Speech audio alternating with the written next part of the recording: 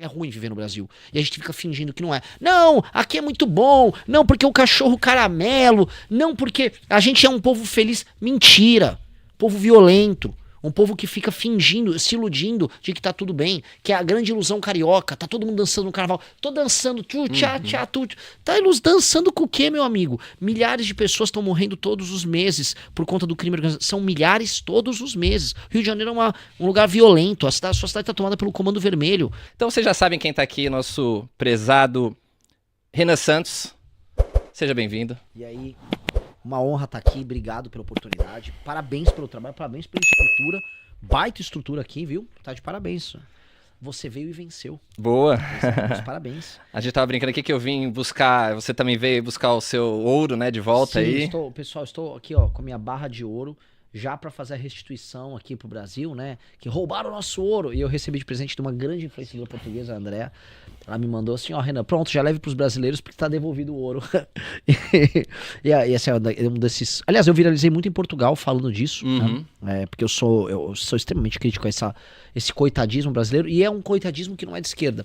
Pra gente mostrar que o coitadismo, ele não é... A gente fala, o esquerdista é a pessoa rancorosa, ressentida, que tá sempre atrás aí dos problemas e reclamando, enquanto nós direitistas queremos trabalhar.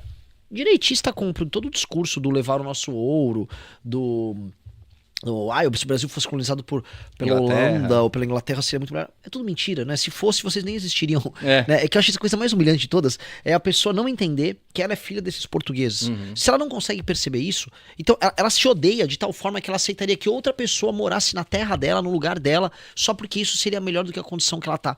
Pô, você tem que se odiar muito e não tem noções básicas de história pra entender esses processos. Então, nós precisamos eliminar da mente do brasileiro esse coitadismo, que é um coitadismo universal, vai da esquerda à direita. Porque este é um comportamento que nos diminui a potencialidade não só do Brasil, mas do Brasil, Portugal e do todo mundo lusófono. E, poxa, também aponta assim para uma falta de grandeza nossa como povo líder, né? Nós somos o Brasil é a grande nação que fala português hoje. Da lusofonia, sim. Exato. Portanto, qual a nossa responsabilidade? É espalhar nossa cultura comum pelo mundo e a representar bem. Quando a gente fica chorando, eu queria ser holandês. Desculpa, meu amigo, você que tá falando isso, né? Que queria ser holandês, você vai lavar prato em Amsterdã, que é o que os caras querem que você faça. Então, né? Pare com esse chororô, vamos ser grandes. É isso. Não, boa. A gente vai falar um pouco sobre isso também, sobre a relação Brasil-Portugal, sobre como que é o Brasil visto, né, internacionalmente. Você também vai contar um pouco sobre a sua experiência aqui. Também queria saudar todo o pessoal que está chegando. Vocês podem também mandar aí uns superchats. A gente vai tentar ler aqui alguns no final, se sobrar um tempo. Também dar um salve aqui pro nosso operador hoje aí, Felipão. Opa! Tá aí. Vai estar aí com a gente também. Grande abraço. Daqui a pouco vai... na live, galera. Like na live. Exatamente aí. O famoso like na live, né? De sempre. Clássico, isso aí. E eu quero começar, então, falando da sua relação. Aliás, você vai explicar um pouco sobre a sua relação com Portugal, ao mesmo tempo apresentar um pouco você para quem, de repente, não conhece da nossa audiência, apesar que tem muitas pessoas aqui que são seus seguidores, mas muitas pessoas que nos seguem, né, da nossa audiência, às vezes pessoas que são até de Portugal e não sabem quem é você e como assim, candidato, eu nunca ouvi falar desse cara, tal, pré-candidato, né, eu nunca ouvi falar desse cara, então apresenta um pouquinho quem é você e qual é a sua relação com Portugal.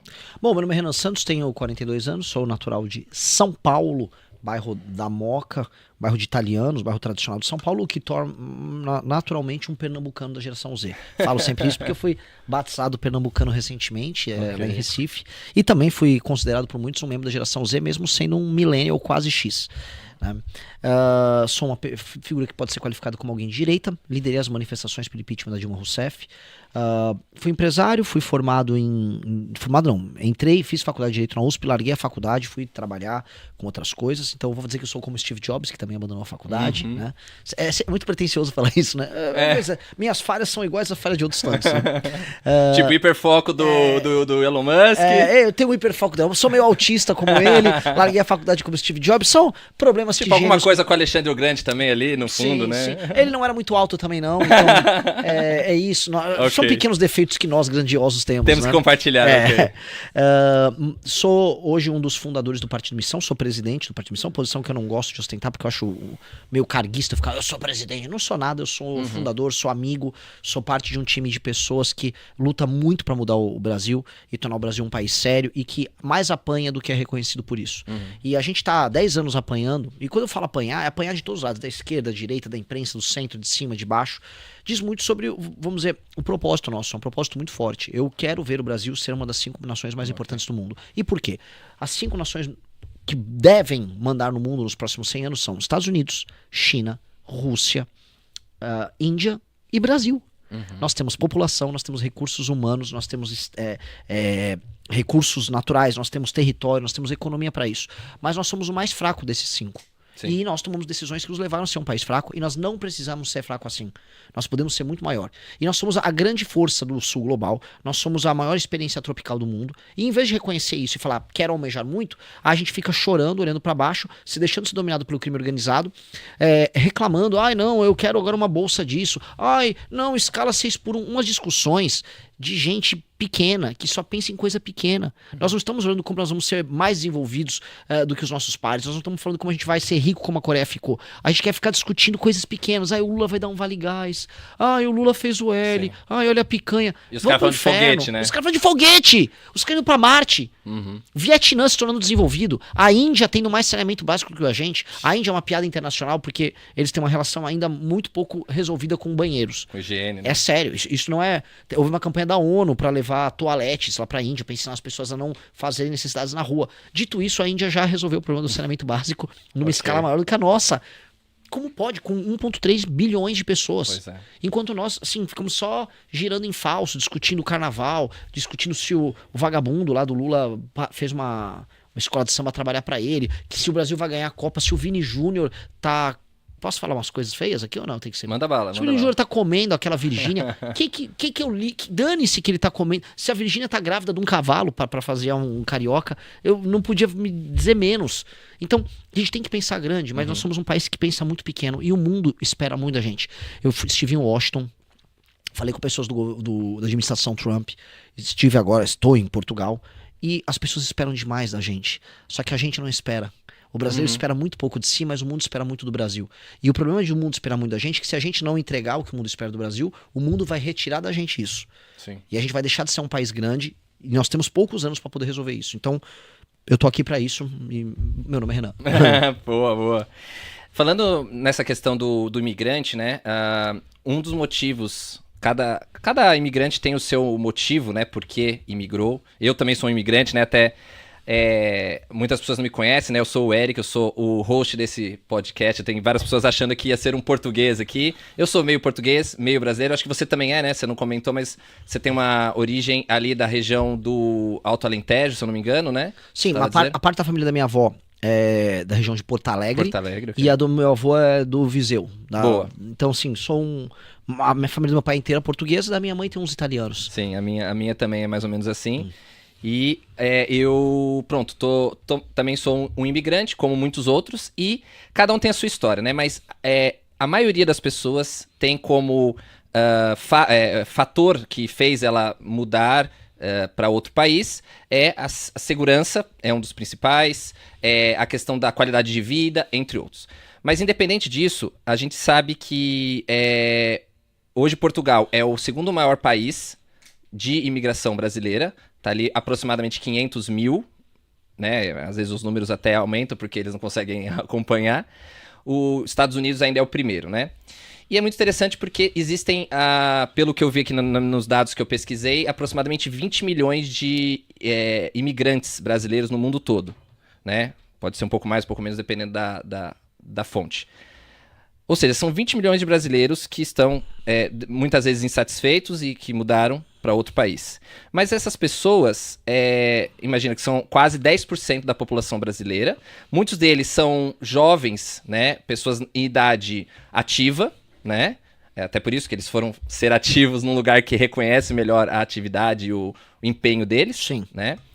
E essas pessoas também, elas podem, inclusive, votar, né? E podem ainda acompanhar a política e o futuro do seu país natal.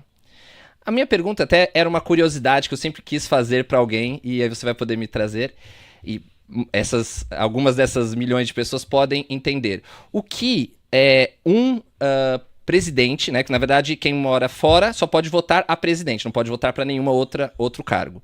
O que um presidente pode fazer para um imigrante que está em outro país? O que ele tem a possibilidade? O que um imigrante pode ter assim, de esperança ou de futuro em um candidato a presidente?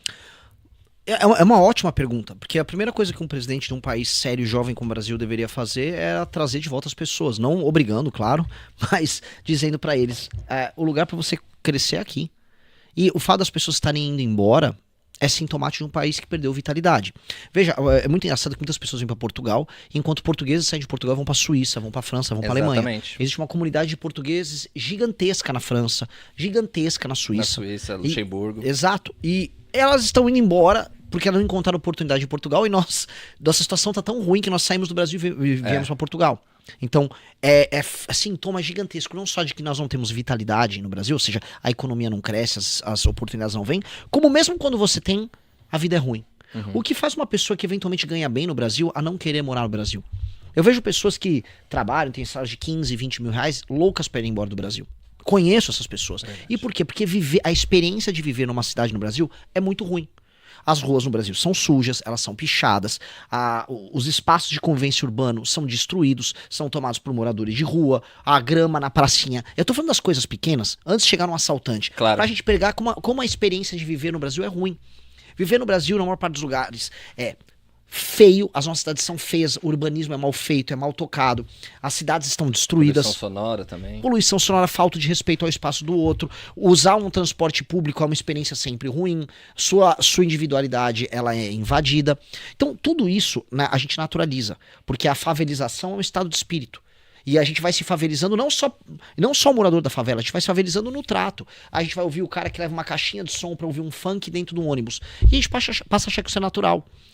Todas essas pequenas coisas vão se somando e vão brutalizando o brasileiro, vão tirando a sensibilidade do brasileiro e tornando o brasileiro uma pessoa que lida com a animalização. E aí quando ele tem um choque de ir pra fora do Brasil e ver que não precisa ser assim, é brutal.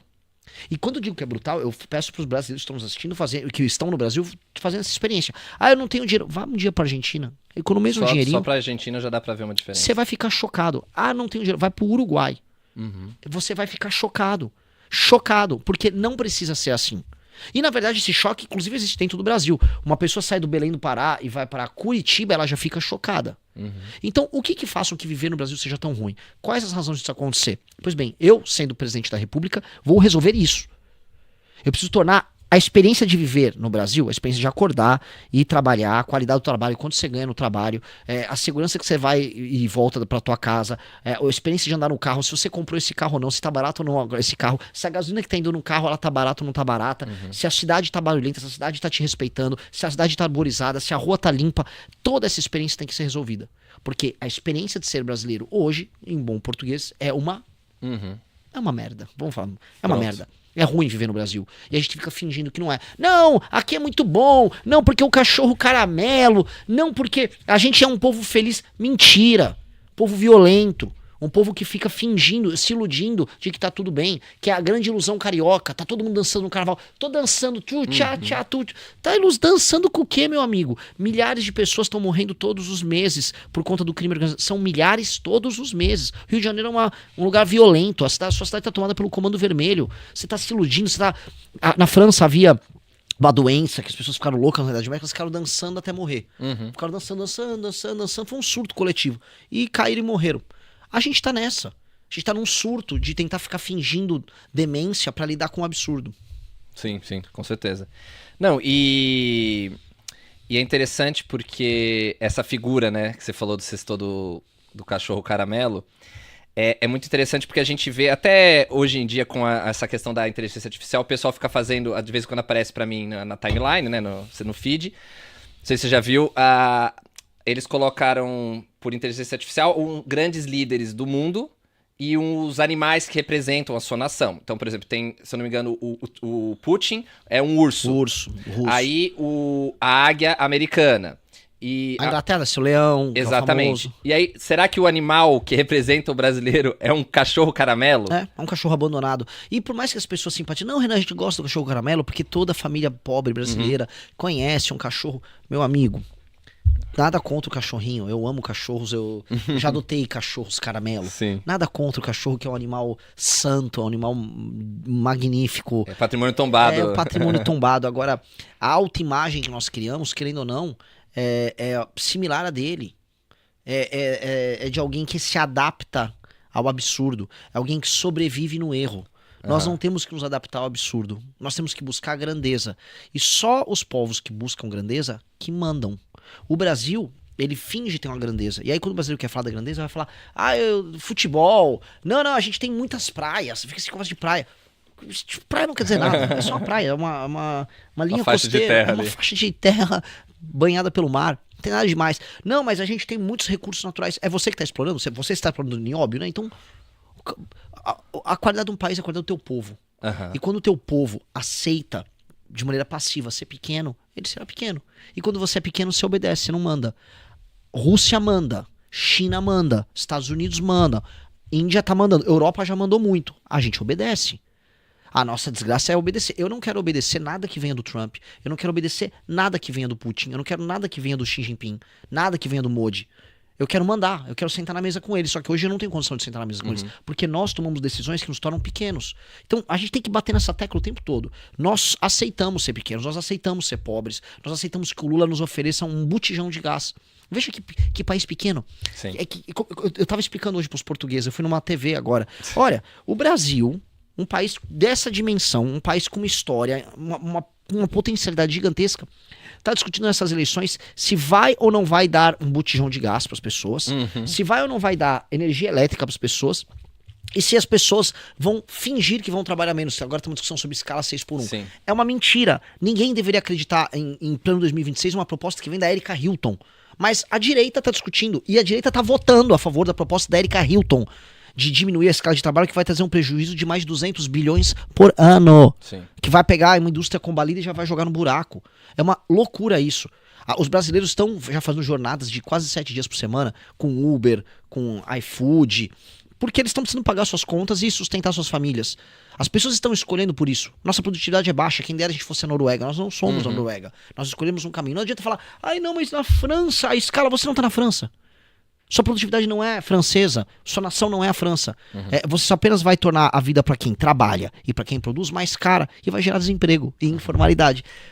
Então, as nossas discussões não são discussões de quem quer virar um país sério. São discussões de quem quer brincar de fazer justiça social e politizar até a própria alma. E isso nos torna um lixo de país. Sim. Fala, meus queridos, aqui quem fala é o Alan do canal Inevitável Cortes, e no meu segundo mês postando cortes aqui no YouTube de figuras do Partido Missão e do MBL, eu faturei cerca de 25 mil reais, ou um pouquinho mais de 4 mil dólares. E se você tem interesse em estar criando o seu próprio canal de cortes, eu preparei um treinamento 100% focado, mostrando o passo a passo para você estar conseguindo fazer seus cortes de figuras do Partido Missão e do MBL. Para acessar o treinamento é só clicar no primeiro link da descrição ou ler o QR Code que tá aparecendo aqui no meio da tela agora. E se você gostou desse vídeo, não se esqueça de deixar o like e se inscrever no canal. Te vejo no próximo vídeo.